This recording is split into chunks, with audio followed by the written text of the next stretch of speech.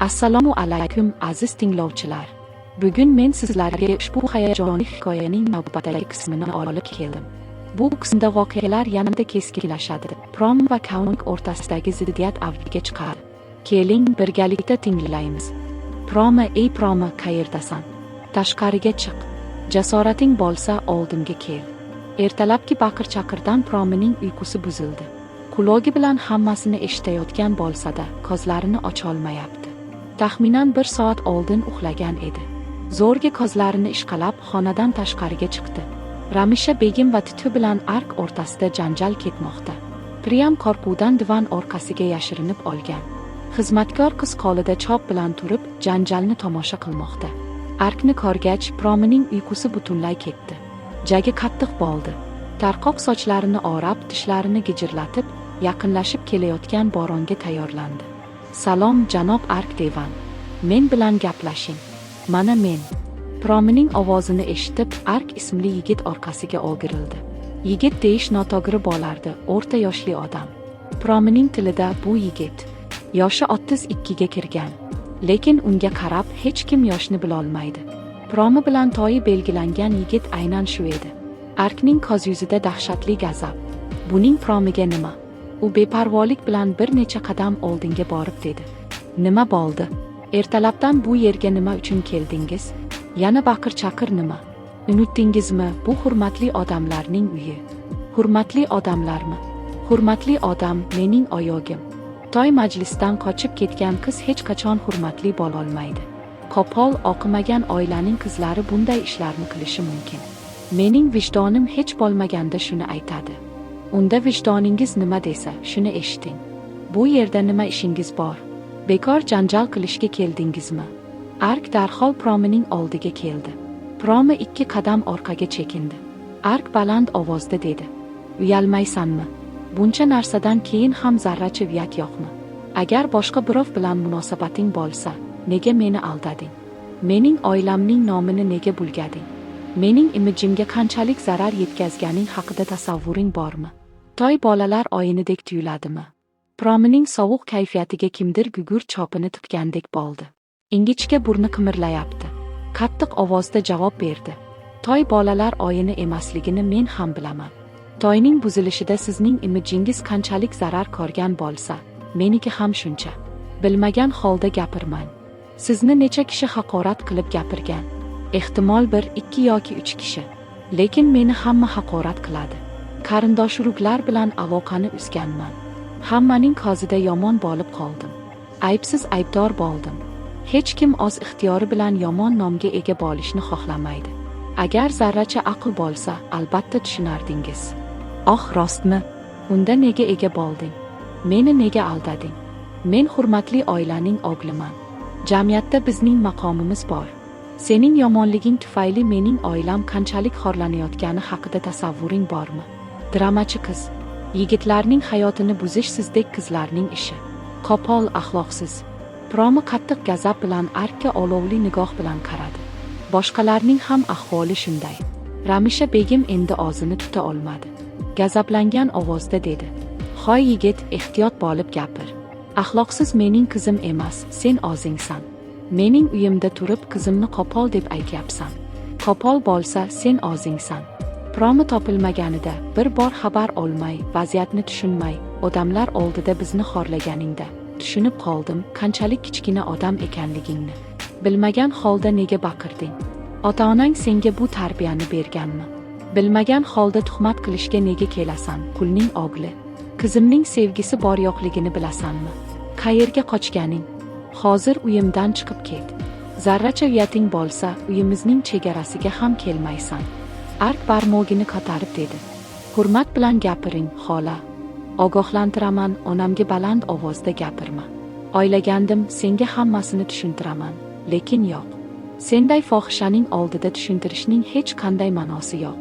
O'zing bu yerdan ketasanmi yoki darvozabonni chaqiray? Promi qattiq g'azab bilan bu gapni aytdi. Shu tarzda yana bir muddat janjal davom etdi. Keyin darvozabon kelib, Arkni haydab chiqardi. Titu oshxonaga kirarkan, xizmatkor qizga dog' qilib dedi. U yerda turib nima qilarding? Non yonib kul bo'ldi, bunga e'tiboring bormi? Kechirasiz, opa. Xato qilibman. Bundan keyin diqqat bilan ishlayman. Yana xato bo'lmaydi.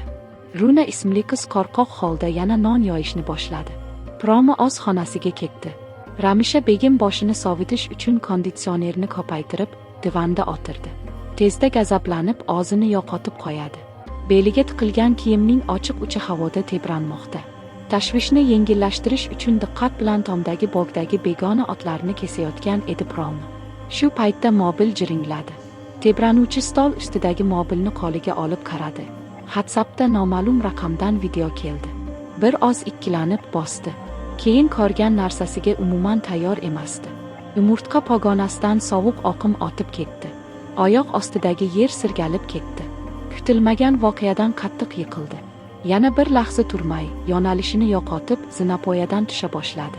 Mehmonxonaga kelib, Ramisha begimning boshiga suv quyayotganini ko'rdi Titxa. Ikkalasi ham ho'ngrab yig'layapti. Kichkina Priyam mashina bilan o'ynab, hayratda qolgan nigoh bilan hammaga qaramoqda.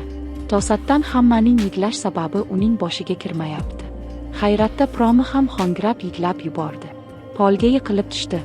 Ona, voy ona. Bu nima bo'ldi? Akamga nima bo'ldi? Men nimani ko'rdim? Akamning qo'lida kishan. Titxa yig'layotgan ovozda dedi. Oz ko'zlarimga ishona olmayapman, Promi. Buni men nimani ko'rdim? Nimani eshitdim? Menga hammasi yolg'ondek tuyuladi, hammasi. U qanday qilib buncha past ishni qila oladi? Akang bunday emas edi-ku. 5 yillik hayotimiz. Bir marta ham u axloqsiz ish qilishi mumkin deb o'ylamaganman. To'satdan unga nima bo'ldi? Media odamlari bularni nima tarqatyapti? Uning qo'liga kishan nega taqilgan? To'lovni qabul qilamiz, lekin zo'rlash? Yana 9 yoshli bolani. Buning haqiqatimi? U qonun odami emasmi? Mening hisobim to'g'ri kelmayapti. Ishonolmayapman. Ona, voy ona, endi bizga nima bo'ladi? Mening Priyam, mening kichkina qizim, unga nima tushuntiraman? U otasisiz qanday yashaydi? Divanda o'tirib nola qilmoqda Titxa. Promi ham nima bo'lganini tushunolmayapti. Ramisha begim aqldan ozgandek harakat qilmoqda. Tarqoq sari xol sochlari bilan birdan yugura boshladi. Ketayotib dedi. O'g'limni qamoqqa olib ketishga qo'ymayman. Hech kimning gapiga ishonmayman, hech kimning. Hammasini o'g'limning og'zidan eshitaman. Ona, to'xtang. Bormang. Ramisha begim hech qanday quloq solmadi. Asosiy eshikdan o'tib, mashinaga o'tirib, haydovchiga sudga borishni buyurdi. Promi zo'rga Priyamni bagriga bosib, u ham mashinaga o'tirdi. Titxa oldingi o'rindiqqa o'tirdi. U butunlay qotib qolgandek. Tort gildirak harakatlana boshladi. Uchta qalbda ayanchli ofat soyasi to'plana boshladi. Noqonuniy buyrak sotishning yolg'on tuhmatida ayblangan ishdan to'liq ozod bo'ldi shifokor Mahtab Raizan. Mahtab Raizan ozod bo'lganidan xursandchilikda media shovqin-suron ko'tardi. Tibbiyot talabalari kelib, gullar bilan kutib oldi.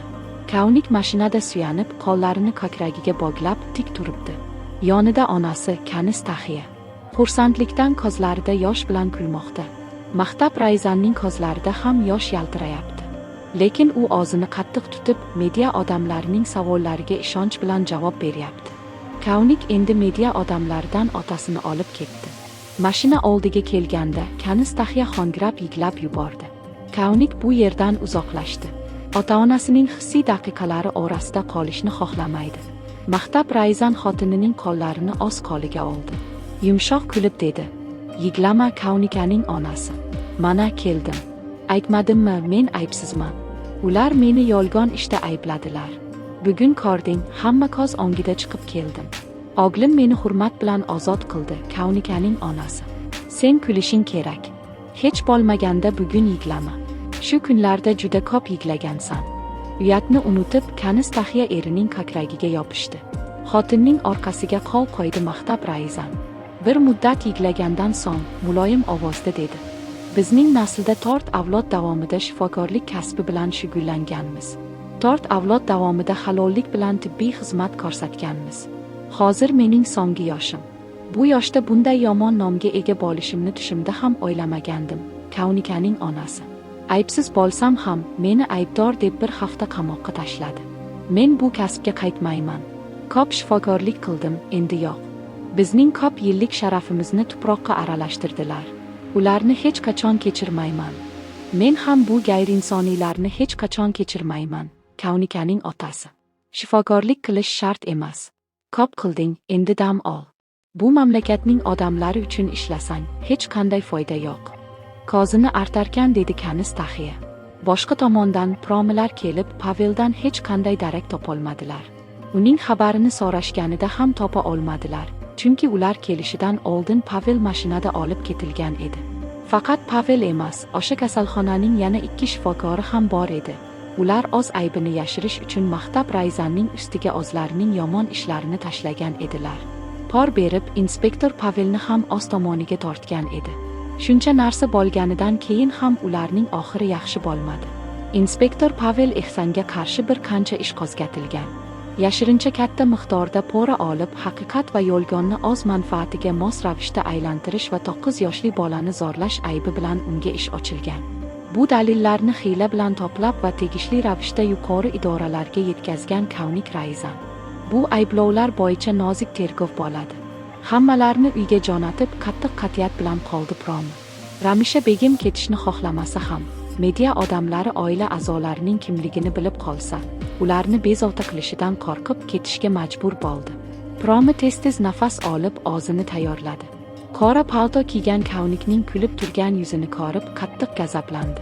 Promi hali ham akasining buncha past ish qilishiga ishonmaydi. U darhol Kavnikning oldiga keldi.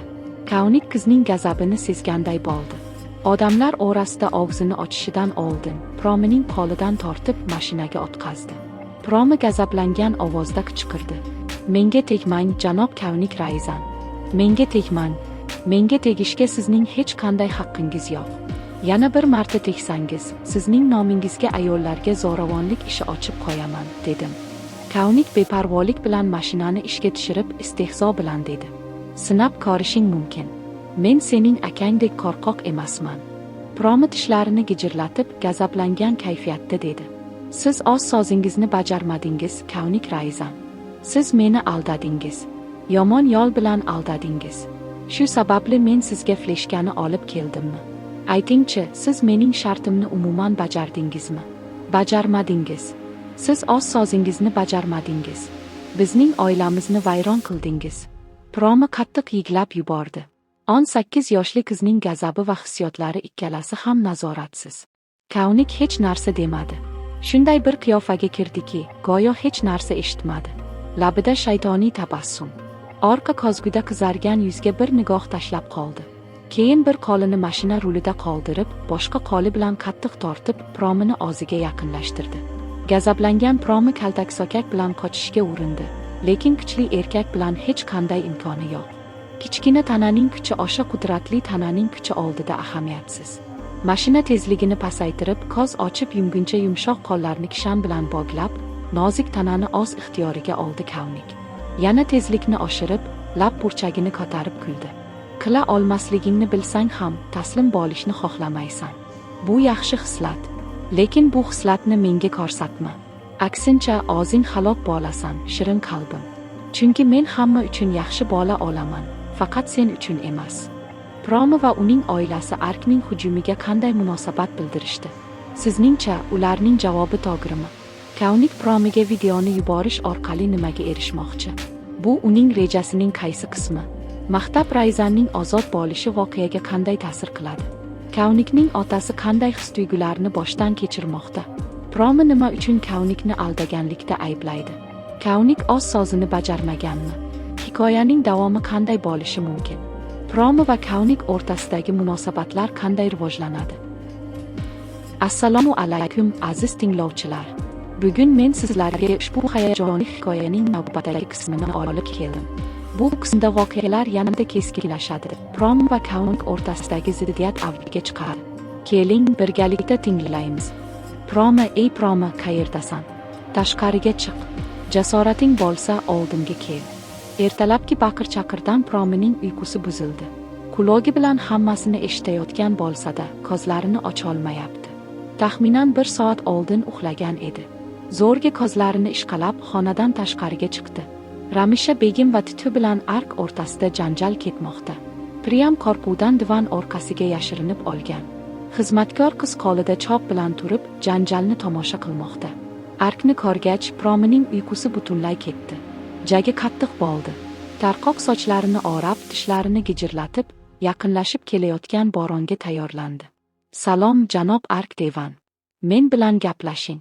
Mana men. Promining ovozini eshitib, Ark ismli yigit orqasiga o'girildi. Yigit deyish noto'g'ri bo'lardi, o'rta yoshli odam. Promining tilida bu yigit yoshi 32 ga kirgan.